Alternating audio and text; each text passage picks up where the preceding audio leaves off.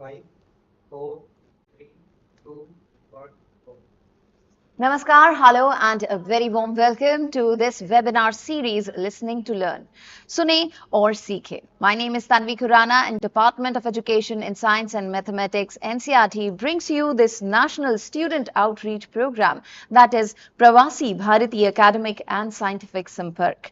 This program integrates Indian diaspora with its motherland. Our today's topic is drug discovery and development, जिसे हम हिंदी में कहेंगे औषधियों की खोज और विकास। अब अगर हम ड्रग्स की बात करें तो वो मेडिसिन्स जो मार्केट में आती हैं, जो आप लेते हैं जब आप बीमार होते हैं। So basically we can say in the field of medicines, biotechnology and even pharmacology, this drug discovery is the process by which new candidate medications are discovered. There's a lot to discuss regarding this topic. If you have any questions, any queries, please reach out to us. आप हमें इस वक्त live देख रहे हैं ई-विद्या channel number 9, 10, 11 और 12 पर, और साथ ही साथ हमारे YouTube चैनल पर जो कि है NCERT ऑफिशियल, उसके लाइव चैट बॉक्स में भी आप अपने सवाल लिखकर हम तक पहुंचा सकते हैं।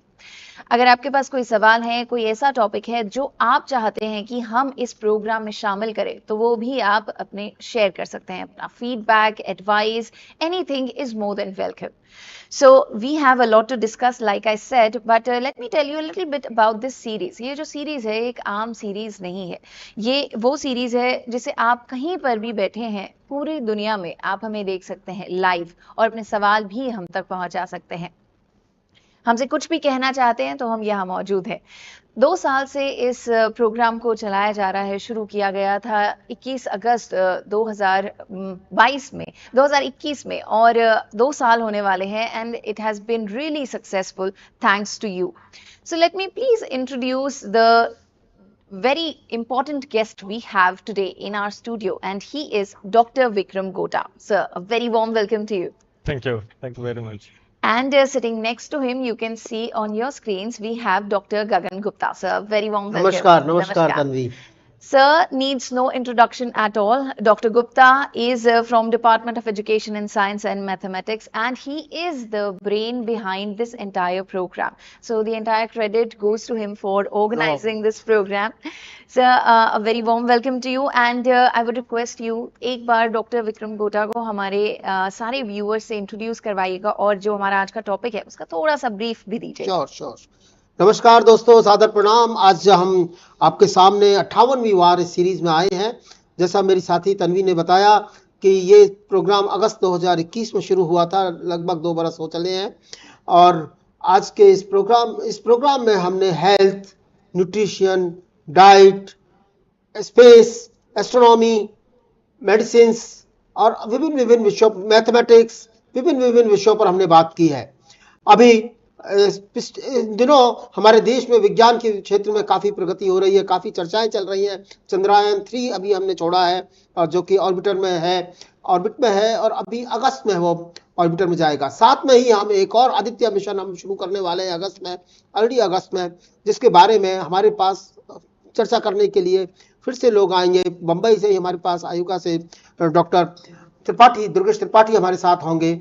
इस बीच में आज हमारे साथ हैं प्रोफेसर विक्रम गोटा, जो कि pharmacology professor in Tata memorial centre पर है। आपसे जिससे पहले कि मैं उनसे मुलाकात कराऊं आपकी, दोस्तों आपसे अनुरोध है कि आप अपने विषय हमें जरूर लिखकर भेजें, और किन किन विषयों पर आप हमसे बात करना चाहते हैं हमें जरूर बताएं।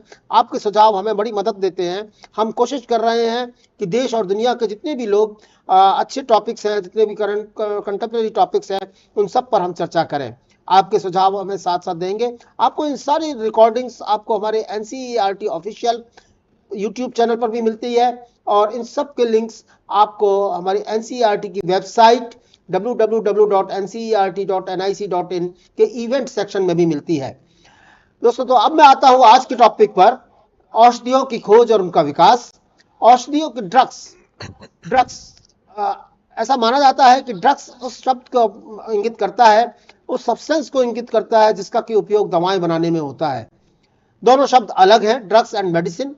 उसके ड्रग्स से किसी दवा को ड्रग से, किसी वस्तु को ड्रग से मेडिसिन तक पहुंचने में बहुत लंबी चौड़ी प्रक्रिया, ट्रायल्स होते हैं। आज इन सब के बारे में हमारे देश के जाने माने फार्माकोलॉजिस्ट प्रोफेसर विक्रम गोटा हमें बताएंगे, जो कि टाटा मेमोरियल हॉस्पिटल दिल्ली बंबई में है। दोस्तों, प्रोफेसर विक्रम गोटा is MD and is a professor of clinical pharmacology at the Advanced Center for Treatment, Research and Education in Cancer, popularly called ATTRACT, at Tata Memorial Center, TMC, Mumbai. This is a Department of Atomic Energy Unit. After completing his masters in pharmacology from Christian Medical College, Vellore, Dr. Gota joined the Indo-Oxford Cancer Trials Network in DOCS, where he trained in the design and conduct of clinical trials. Simultaneously, Dr. Gota completed the postgraduate diploma in clinical trials from the London School of Hygiene and Tropical Medicine. He joined ACTRAC, that is Tata Memorial Center, in 2008 and has been working in the field of drug development for 15 years. His work encompasses investigating the effects of new drugs in animal models of cancer, in addition to conducting clinical trials in cancer patients. Welcome, Dr. Gota here, and we are thankful to Department of Atomic Energy and Tata Memorial Center for collaborating with us in this Listening to Learn series, in this program. It's all yours, Professor Gota, now. Thank you. Thank you very much, Dr. Gupta, for this kind invitation. And at the outset, I would also like to thank NCRT for inviting me to deliver this talk, and also to Ms. Kurana for the kind introduction. Thank you very much. So, it is a privilege to address young minds of the country on a very important topic which is close to my heart, which is drug discovery and development. So, so it is important to understand what is a drug, because there is a lot of negative connotation around the word drug. So it is important that I put the definition of the drug in right context. So a drug is any substance intended for use in the diagnosis, cure, mitigation, treatment, or prevention of disease. So anything that you have to do with the disease, if you want to cure it or treat it or prevent it, or sometimes if you have to diagnose a disease also, any substance that you use will qualify as a drug. Okay, so a drug is derived from a French word drogue, which means dry herb. So we should tell us that in ancient times, when medicine was practiced at the most earliest times, most of the sources of medicines used to be plants. So that's how we have this name derived from dry herb, which is a French word. So being a pharmacologist, it is also important to let you know what pharmacology is, because pharmacology plays a very important role in understanding how a drug works. So pharmacology is the study of the origin, nature, properties and actions of drugs. So once you have a drug, you need to understand how it works, at what dose you have to give, for how long you have to give. So all the studies that are related to the usage of drugs and its mechanism of action comes under the umbrella of pharmacology. Once again, it is derived from Greek called pharmakon, which means drug or poison, and logia, of course, is to study or knowledge. Okay. So the next definition I want to touch upon is disease. A disease is a particular abnormal condition that negatively affects the structure or function of any or all parts of a human body. Okay, so this is a very fairly straightforward definition, and it is also kind of discussed very eloquently in chapter 13, why do we fall ill, of the CBSE syllabus. And research is a systematic investigation of any process which will help us to arrive at logical conclusions.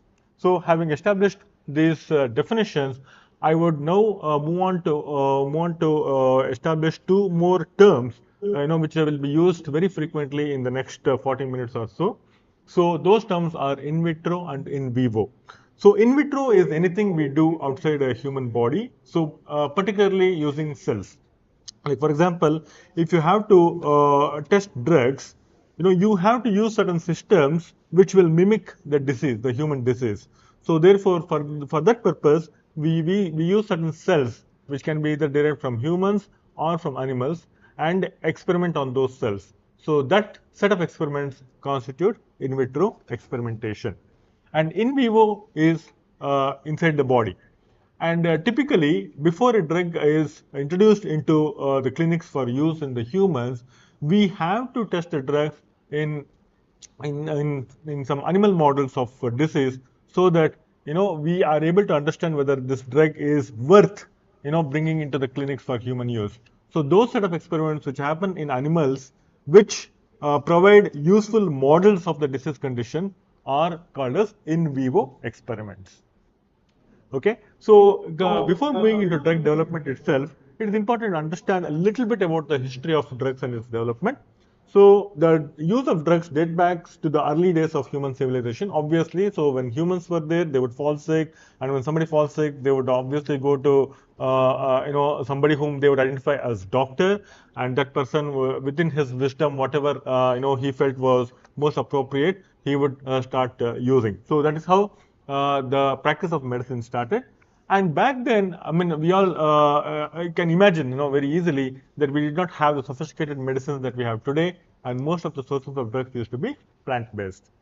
And even historically, sages and religious leaders were also documented to be using drugs for treatment of diseases. And the early drugs or folk medicines were derived mainly from plants, and that is very obvious because they were present in abundance, and naturally, they were the most important sources of drugs. And how are these drugs discovered? So one must understand that these drugs were discovered through trial and error. Like, for example, in the sense, there would be somebody who's a sage, a learned person, who would call himself a medical practitioner, and it was his prerogative to kind of find substances that could be used to alleviate diseases or symptoms, and therefore he would try a variety of things and then see which one would work on humans. So that is how most of the drug development, drugs used to come through trial and error. But back then that was okay, because because that was the only possible way to do it. But now in modern day medicine, we cannot use humans for a trial and error kind of an experimentation. Although we use experimentation, we do experimentation in humans, but it has to be more driven by logic and rational rather than trial and error. So for the trial and error set of experimentation, we have to use some substitutes to humans, and that is where the in vivo experimentation in animals become very, very important. Okay, so until the 1800s, folk medicines primarily used plants. Before, the standard method of drug development discovery started, and of course there are different streams of medicines like the Chinese, Egyptian, Indian, Greek, and Roman. And our own Ayurveda is about 5,000 years old, and the famous physician Sushruta has been documented to have used something called henbane as an antivenom for snake bite. So he was a very famous physician in those times, and he had come across several medicines that he had used for various diseases. So, but that is how the drugs or medicines were being used back then.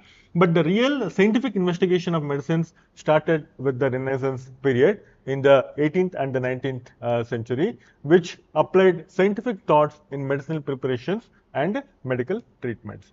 And some of the prime examples of this approach to medicines and drugs was the development of smallpox vaccine by Edward Jenner, and all of us are very familiar with the story how smallpox vaccination came into use.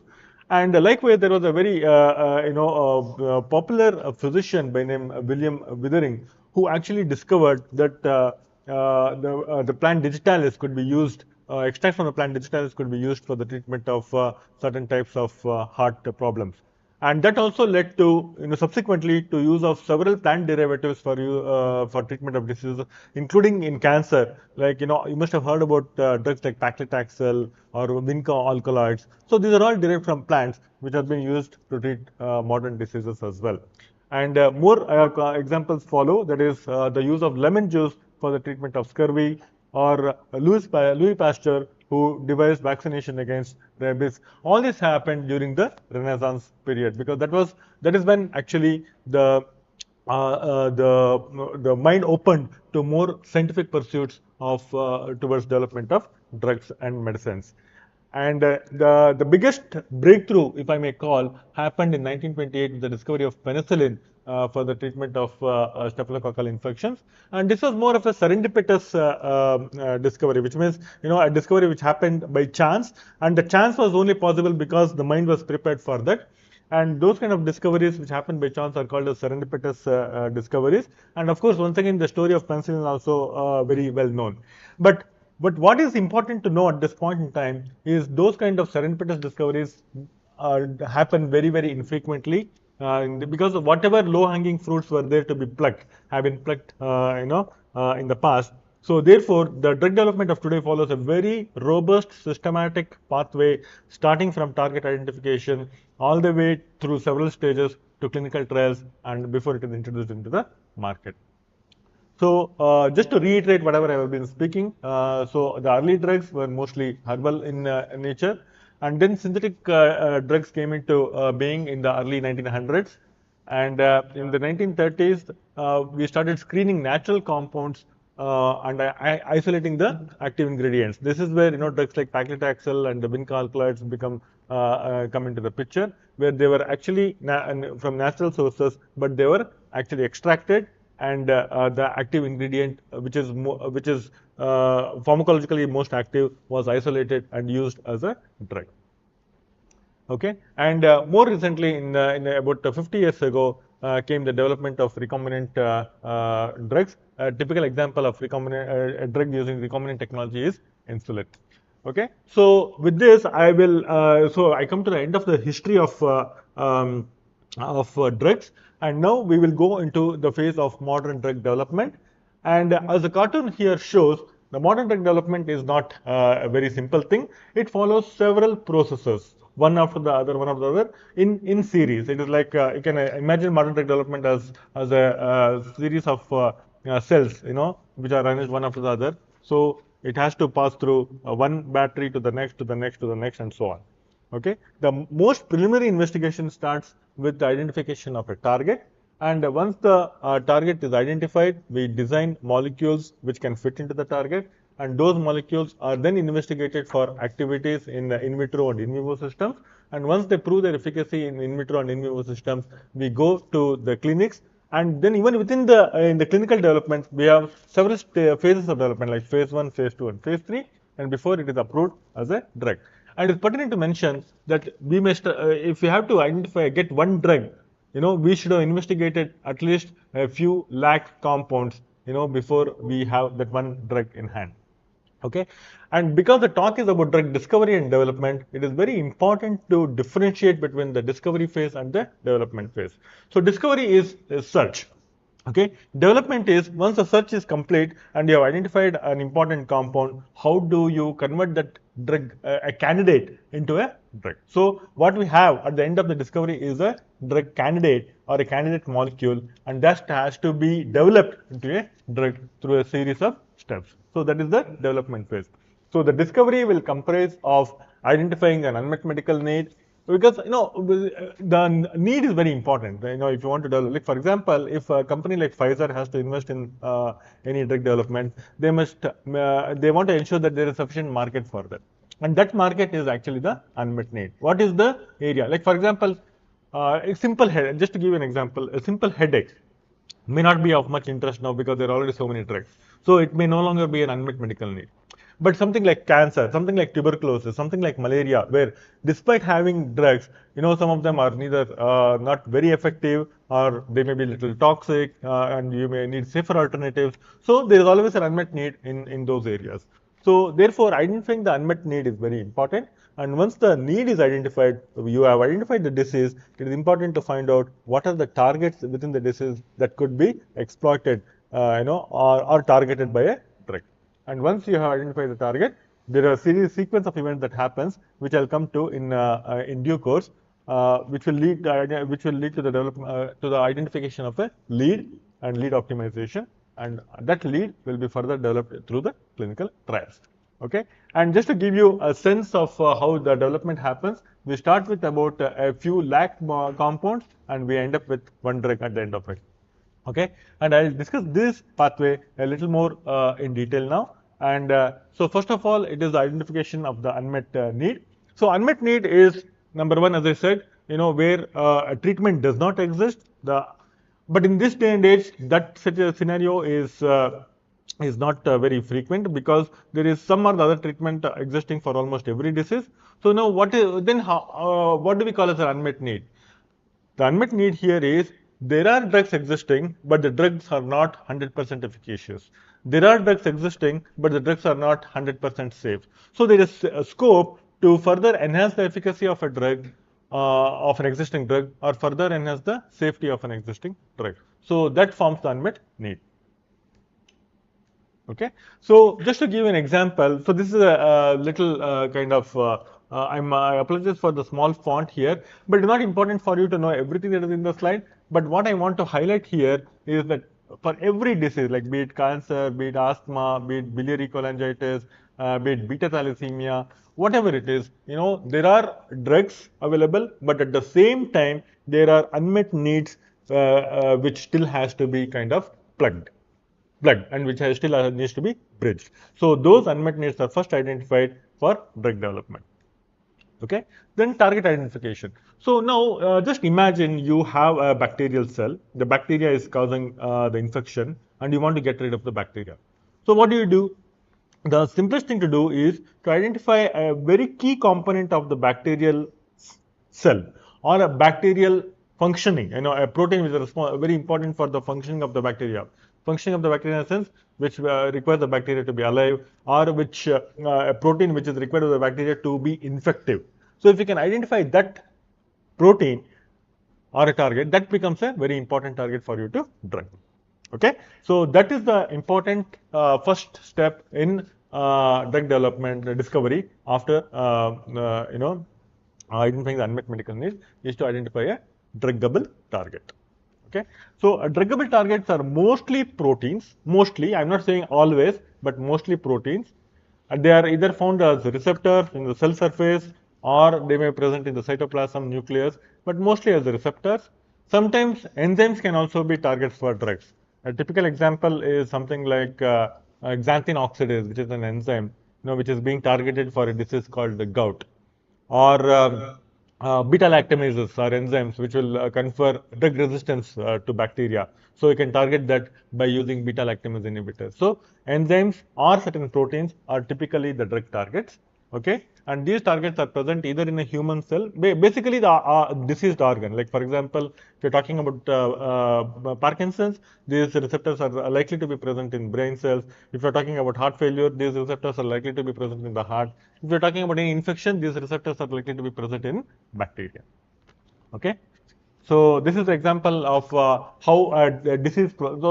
This cartoon actually shows the disease process of Parkinsonism, and the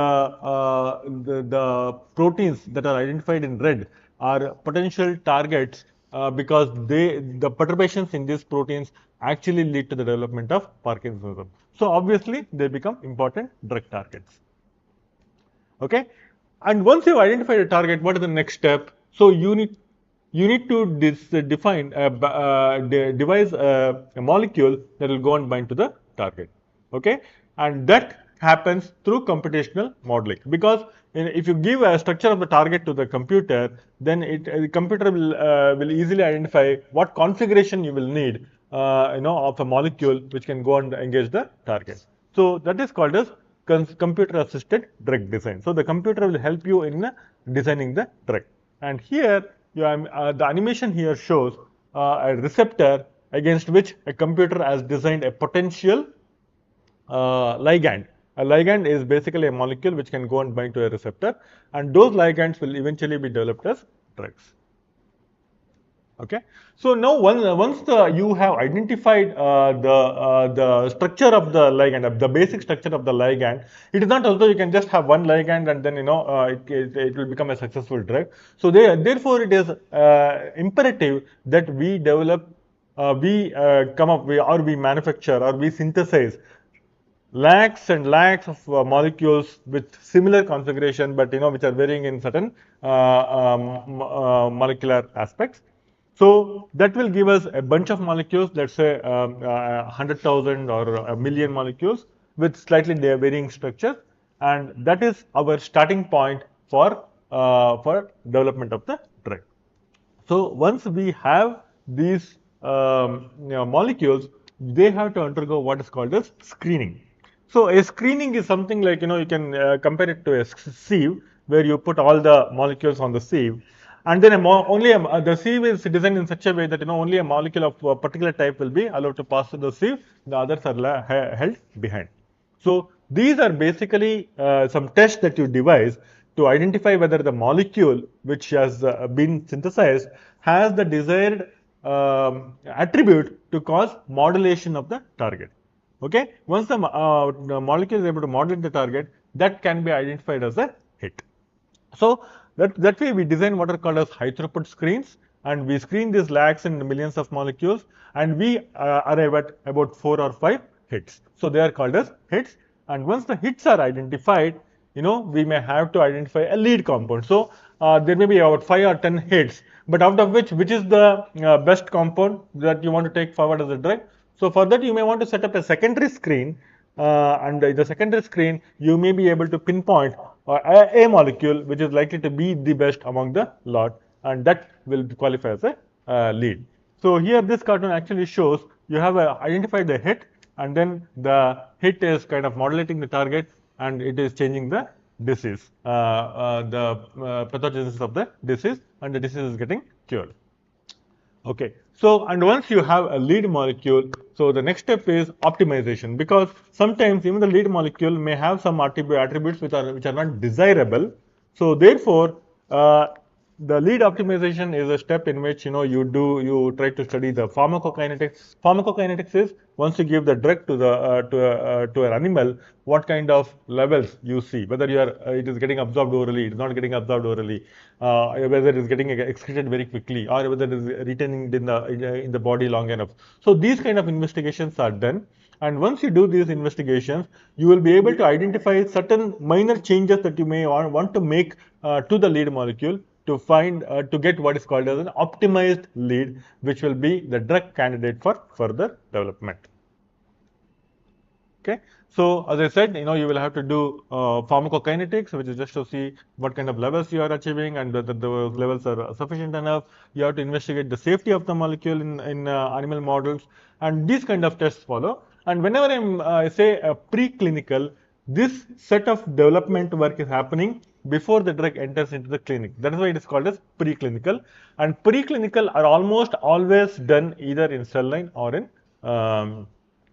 animals. Okay, so that term should never be mistaken with clinical, because clinical is when you are investigating a drug in humans. Preclinical is anything that is done before you investigate it in humans. Okay, and once you have understood the safety of the molecule, you have established the safety of the drug in animals, you need to understand how the drug works and what is the efficacy of the drug. Like for example, if you're testing it for malaria, you may have animal models of malaria and then see whether it can kind of mitigate the malarial infection that you have introduced into the animal. And once you are able to demonstrate that you can mitigate the malarial infection, you also have to understand how is this drug working. What protein is it binding? Is it binding to plasmodia in whatever in the bloodstream or in the liver, or how exactly it is working? All those things has to be deciphered, and those set of experiments are once again conducted in animals and cell lines. Okay.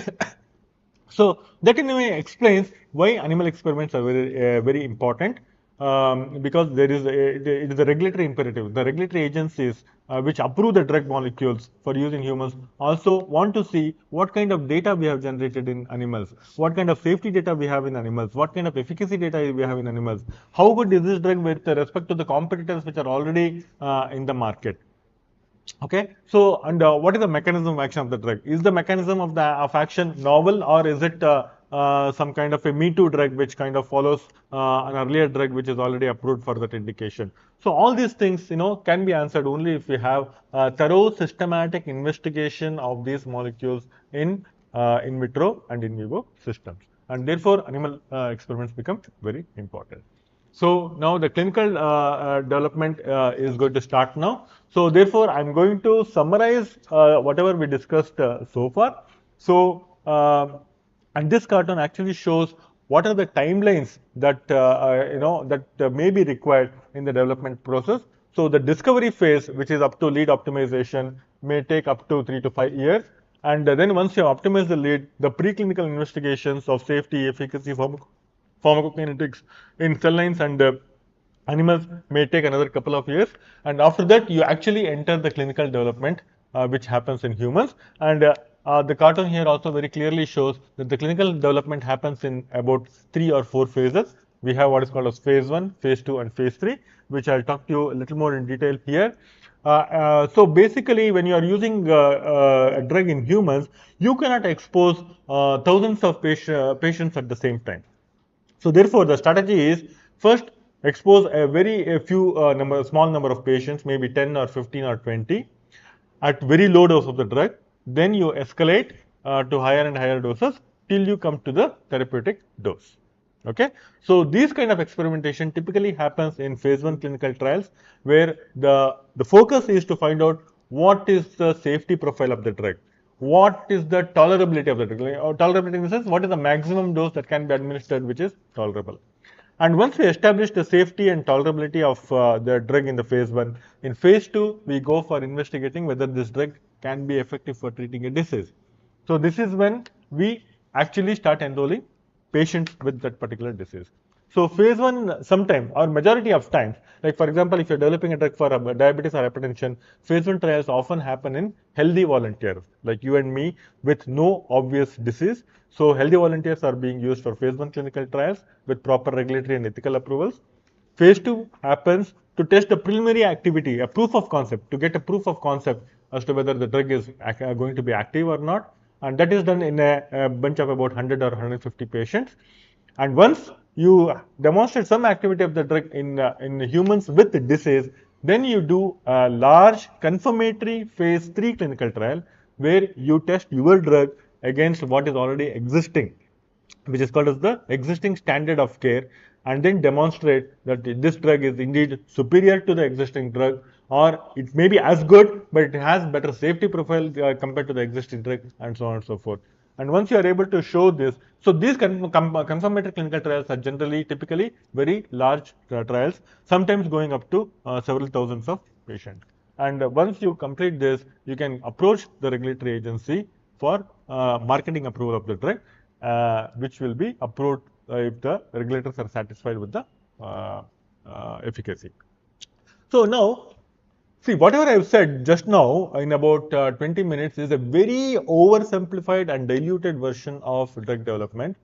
And if you think that it is a very easy step of identifying a target, throwing it on a computer, identifying certainly molecular structures, and then synthesizing a few compounds, and then doing a screen and coming up with a molecule, it is not as easy. So the development timeline is anywhere up to 15 to 16 years.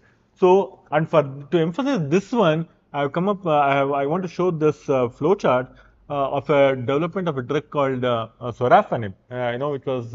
Which is being used for the treatment of kidney cancer. And there, see here, it has all the elements of drug development, and that is the reason why I like this slide. So the RAF as a target for cancer was identified sometime in 1989. And then Bayer started screening, developing, compounds which can actually target RAF. In fact, they came up with a library of about 200,000 compounds in 1995, and then they carried out high throughput screening. Okay, and by the time they could actually get into the first clinical trial, it was already 2000. So it took 11 years from the time of identification of the compound to testing the drug for the first time in a human being in 1999. And by the time they could complete all 3 phases of clinical trials, it was 2005, and they got their first approval to use sorafenib in renal cell carcinoma or kidney cancer in 2005. So it took a good 16 years for Bayer to develop this molecule from the time of identifying the hit, identifying the target, all the way to bring the drug to the clinic. So it is a very, very long drawn process. Okay, and that makes it very, very exciting. very, very challenging and very rewarding also, because at the end of it, if you get your compound into the clinics and if patients start using it and they start getting cured, nothing is more gratifying. So there are a lot of heartbreaks in drug development because many times your molecule will not succeed. It can fail at almost every step because there is so much focus on safety, because safety is the primary concern. So it can fail in phase 1 development, phase 2 clinical trials, phase 3 clinical trials for safety reasons. But if it gets through all those 3 phases and comes to the clinics, it is very gratifying because your research has actually contributed to alleviating human suffering.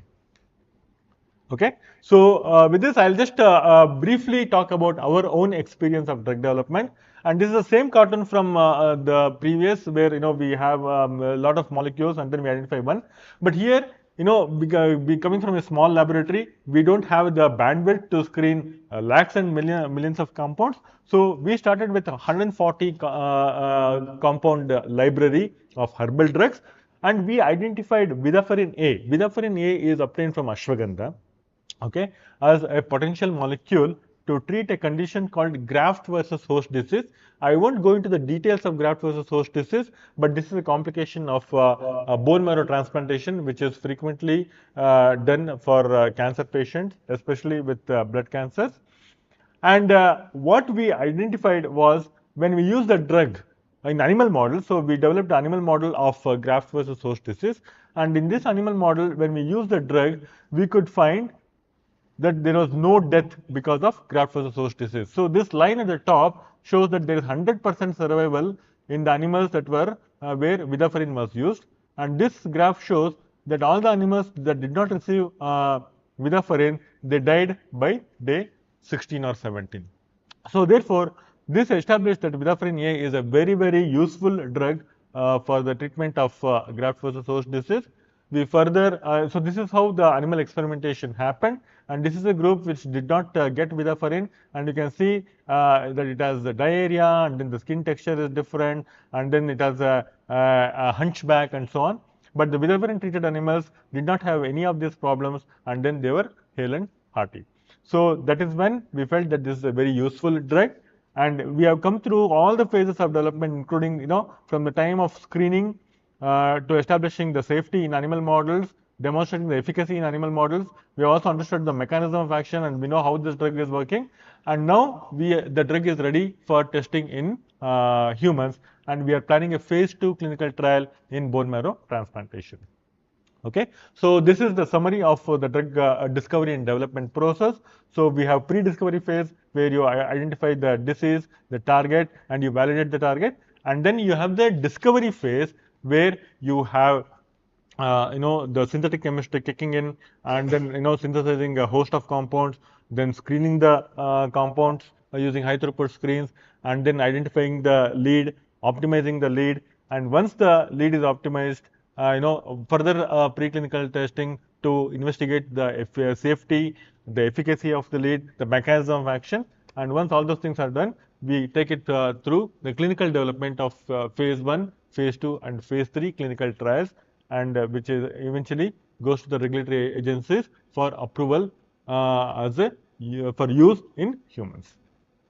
Okay, so with this, I come to the end of my talk, and it has been a pleasure to address all of you who are in your high school and wanting to know what to do.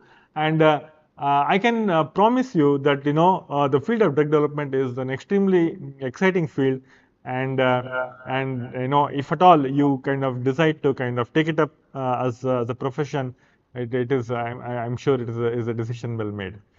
With this, I would like to thank NCRT for giving me this opportunity to address all of you, and once again, thank you very much. Thank you. Pleasure listening to you.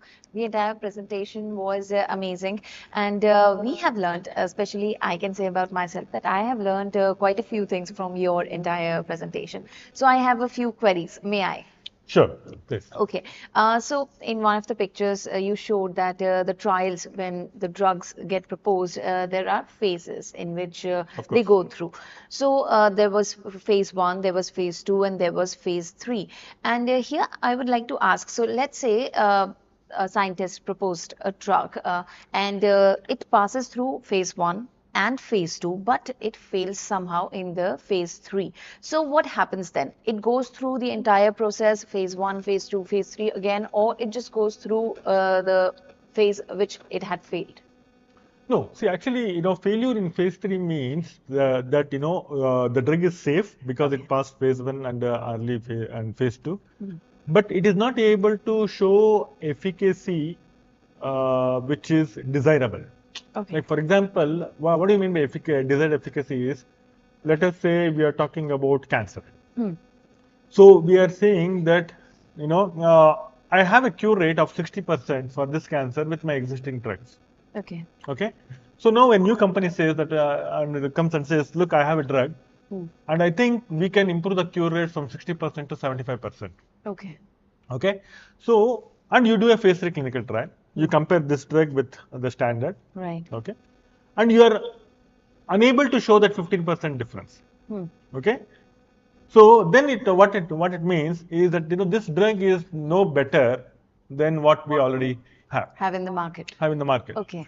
So under those circumstances, it may not get approved at all. I mean, in the sense, it will not get approved. So it will, you will have to junk the molecule because, it did not live up to the promise. So the entire molecule will be junked It altogether. will be scrapped. But many times what happens is pharma companies try to see, if it is a very useful drug, a good molecule, they'll try to see whether it can be salvaged in some way. Yes. So what may happen is they may look at some avenues for repositioning it. Okay, it did not work for cancer. Okay, can I use it for something else? Okay, so that is called as the repositioning. And sometimes they may be successful with the repositioning, but generally, people are not so lucky. So if it fails at any stage, then the drug is kind of won't see the light of the day. Okay. And how often these drugs see the light of the day, or how often do they fail? Yeah, so that's what we discussed. There is a huge attrition. Like, for example, the attrition happens at every stage of development. So the initial set of attritions are very easy because they have failed the high throughput screen. But once you pass the high throughput screen, the drug may say fail for safety reasons, mostly because I said there is a lot of emphasis on safety. Okay. So if the drug does not, so basically it is a risk benefit assessment. Okay. I'll give you an example. Like if you are developing a drug for simple headache, okay, vomiting as a side effect may not be acceptable. It's like saying I will cure your headache, but I'll give you vomiting. It's not acceptable. But if you are trying to develop a drug for cancer, vomiting is an acceptable side effect. Okay. You understand, no? Yeah. So that is the trade-off that we always look for, the risk-benefit assessment. So therefore, for every indication, there is a acceptable toxicity profile, side effect profile. What is acceptable? So most of the drugs fail because they don't fall within the acceptable safety profile.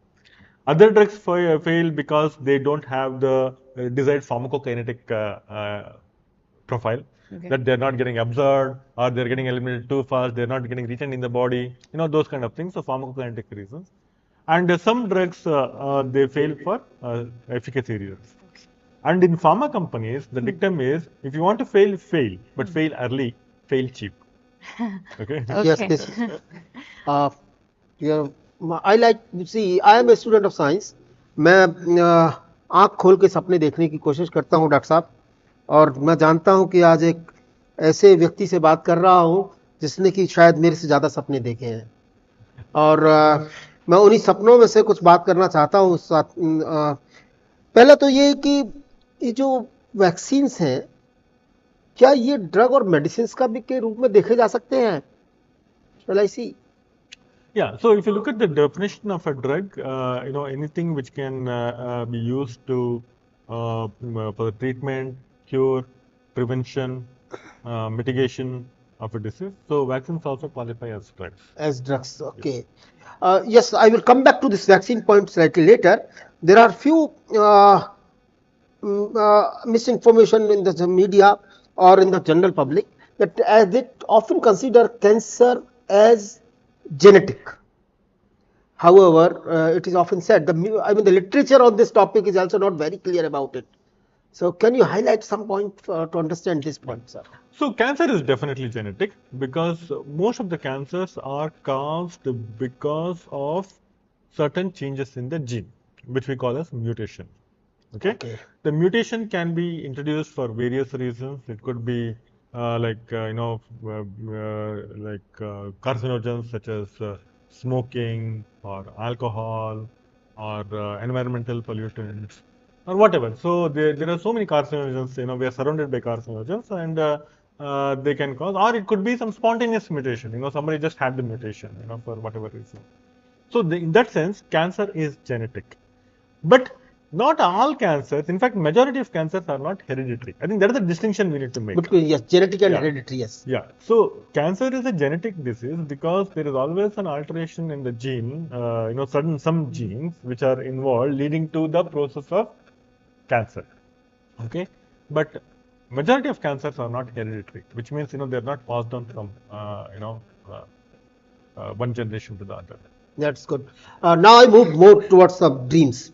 Suppose you mentioned about the kidney problems, renal problems, etc. How do you see that a particular kidney which is infected is taken out from in vivo to in vitro? You put some certain procedures either through medicines or through surgery, and then reimplant the same kidney to the patient. How do you see the chances of this kind of in vivo versus in vitro procedures? No, I mean, I'm not sure I understood the question. So you mean somebody with the problem with the kidneys? Yes. You're suggesting that the kidneys are taken out. Yes. And one of the kidney can be taken out because okay. one can very well live on one single kidney. Yeah. Or still without the two kidneys, dialysis can really help that. Okay. So you take out one kidney out from the body, from the patient's body, and do procedures therein. हो सकता है कि सपने की बात हो पर Okay, so see, these days you cannot rule out anything because Yes. what was thought impossible 50 years ago, 5 decades ago, Yes. is made possible now. So you can't rule out anything. But the thing is, there are far more easier ways. See, now I think pharmacological interventions are gradually replacing the surgical interventions at this is what the basic thing in my mind at many places. before making this. So therefore, hopefully, you don't. I will not have the need to do something like I that see. where you take out a. So that's not the priority. Yeah, because I'm sure there will be in the coming years there will be the pharmacological interventions will be of such sophistication that you'll be able to kind of, like for example, gene therapy and so on and so forth. So there are so many gene things therapy, happening. yes, gene therapy, which can kind of without having to go through surgical interventions, you can correct several. Probably this point may not be so that serious in the case of kidneys, but in the case of the lungs, liver, these are probably more. We think about it, we see dreams. Secondly, see, you say drugs. There are different therapies. There are different procedures, even in the allopathy. You take you come from a cancer institute, sir. So chemotherapy you provide, which is a drug, and then you do simultaneously the radiotherapy, and then sometimes the nuclear medicine as well. So how do the doctors make a balance between the three different therapies? That's a little technical. So balance in the sense, how do they sequence it, or yes, how does the sequence is set? Yes. Yeah, see, there is generally some kind of a rationale for sequencing the treatments. It is typically surgery followed by radiation, and then you give chemotherapy, and there is a reason.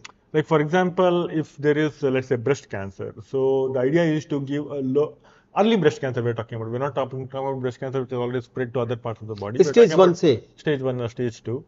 The premise is you do local treatment first.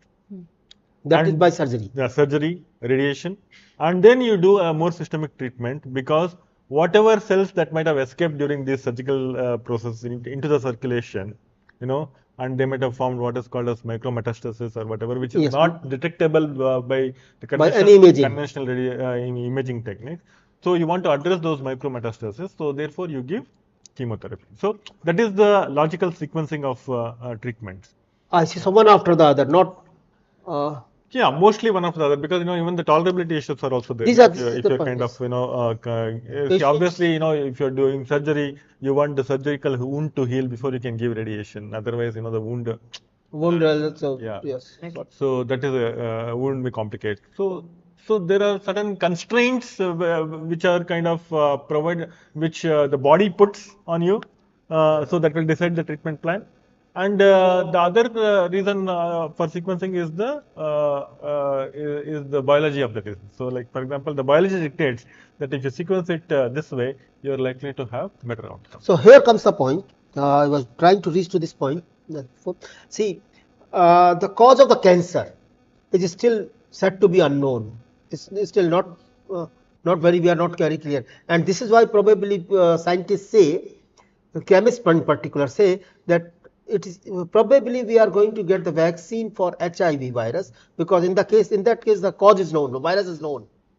It will be easier to have the vaccine for the HIV rather than to have a vaccine for cancer. How do you see this statement, sir?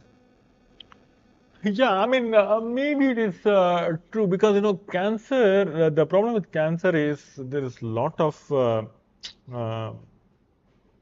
the number of mutations are possible, in the sense, so a cell can undergo several mutations, which can lead to cancer. And cancer cells are kind of intelligent.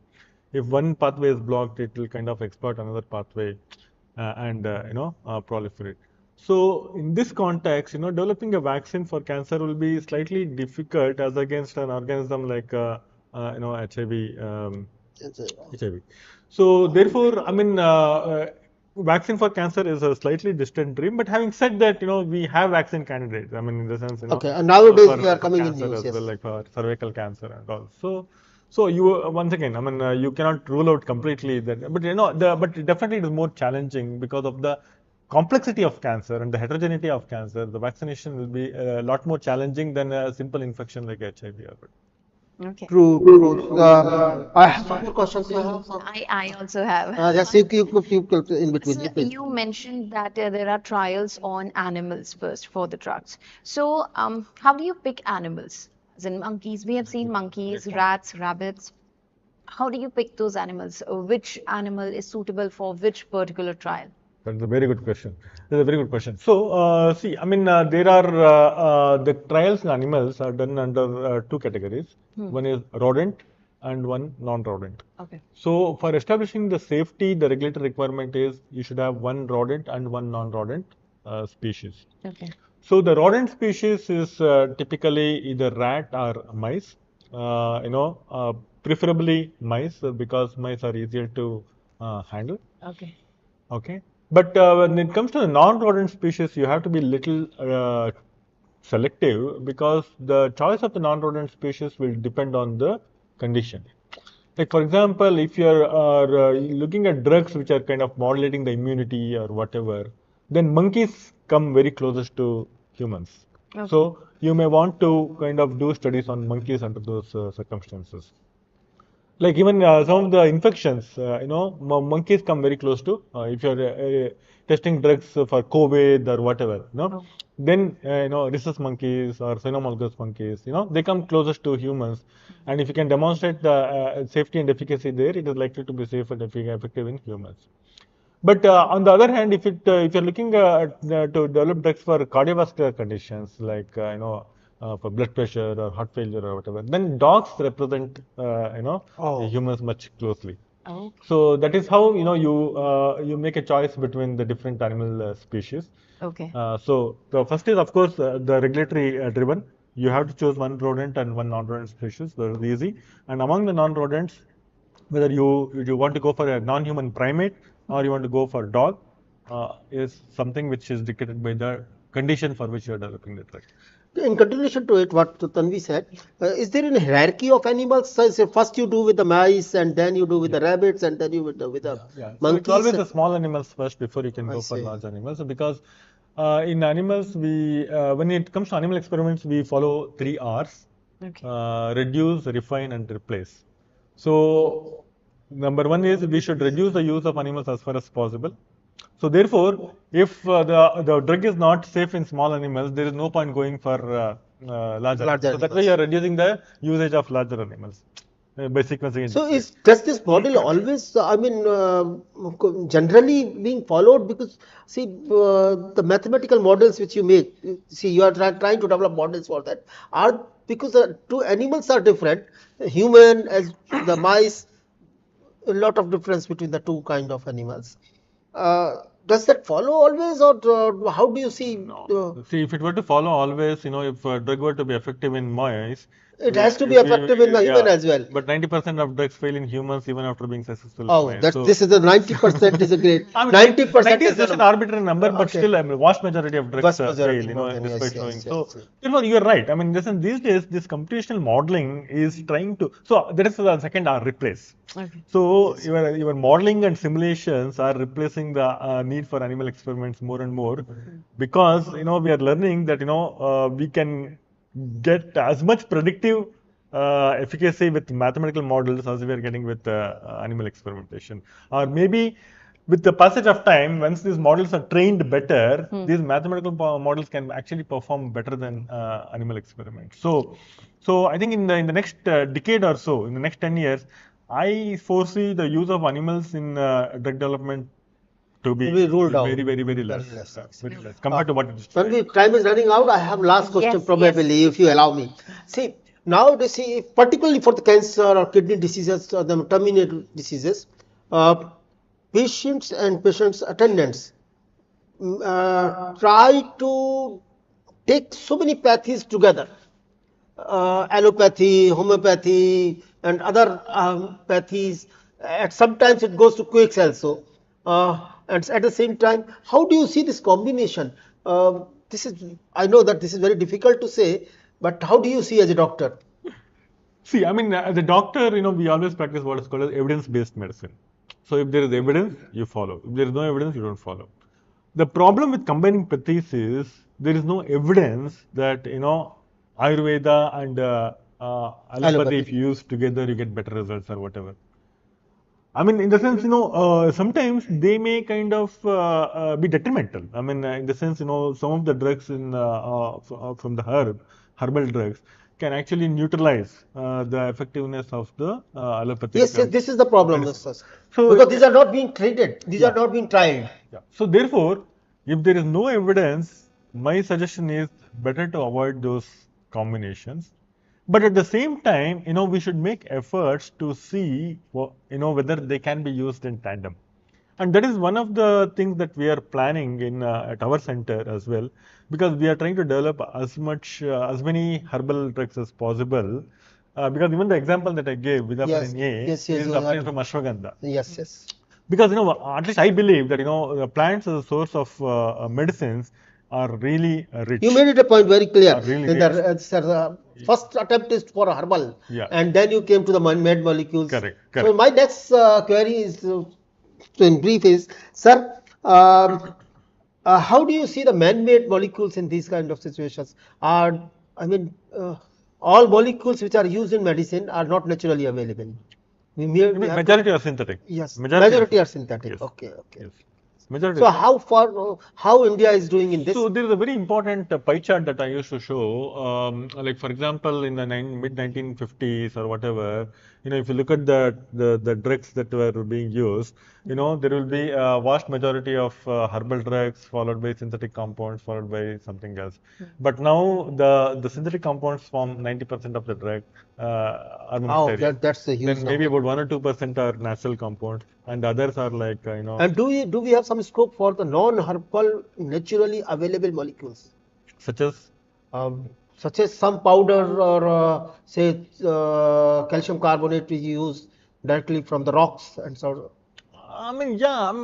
See, in the sense, scope. In a sense, there is nothing like scope or whatever. If it works, we use it. If it doesn't work, we don't use it. So it's also so. Only thing is, whatever it is, it has to go through the whole gamut of investigations before we can say whether it is good or not good, or whether it is useful or not useful, whether it can be used or not used. Okay. So thank you. Yes, We are running so short of time now. we are running short of time, like Sir said, but yes, we had a lot of queries and you have answered most of them.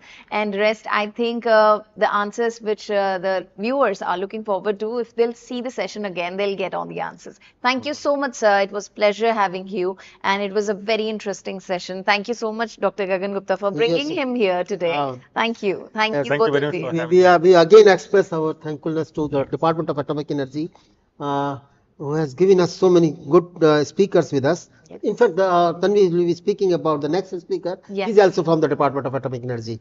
Tanvi. Absolutely. So, like Sir mentioned, our next session is going to be on 4th of August. As you can see on your screens, the topic would be zero, जिसे हम हिंदी में कहते हैं शून्य.